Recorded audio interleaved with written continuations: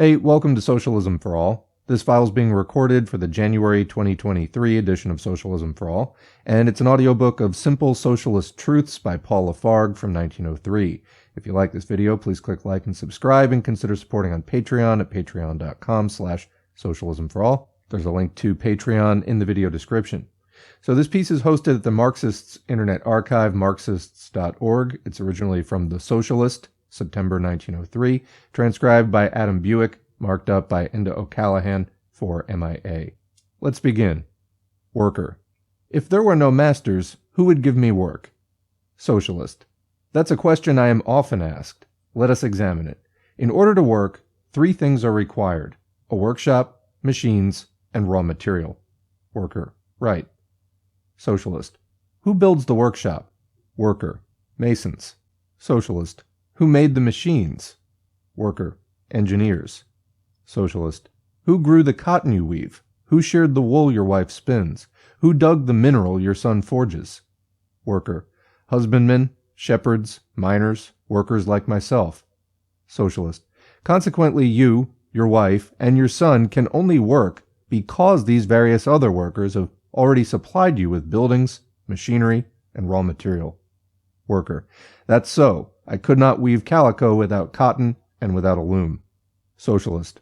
Well then, it's not the capitalist or master who gives you work, but the mason, the engineer, the plowman. Do you know how your master has procured all that's necessary for your work? Worker. He bought it.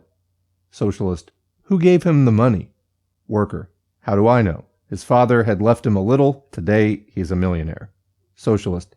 Has he earned his million by working his machines and weaving his cotton? Worker. Not very likely. It's by making us work that he gained his million. Socialist. Then he has grown rich by loafing. That's the only way to make a fortune. Those who work get just enough to live on. But tell me, if you and your fellow workers did not work, would not your master's machines rust and his cotton be eaten by insects? Worker. Everything in the workshop would got to wreck and ruin if we did not work. Socialist.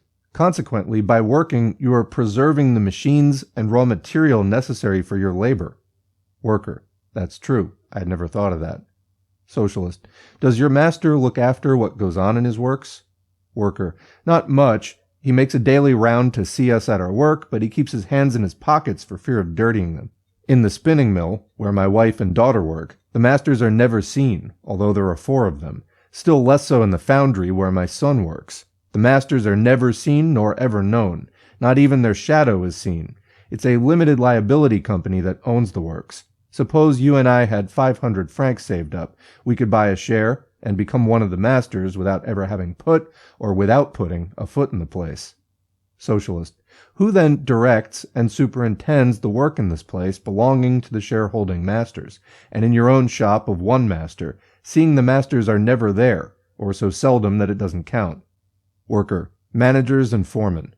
Socialist. But if it is workers who have built the workshop, made the machines, and produced the raw materials, if it's workers who keep the machines going, and managers and foremen who direct the work, what does the master do then?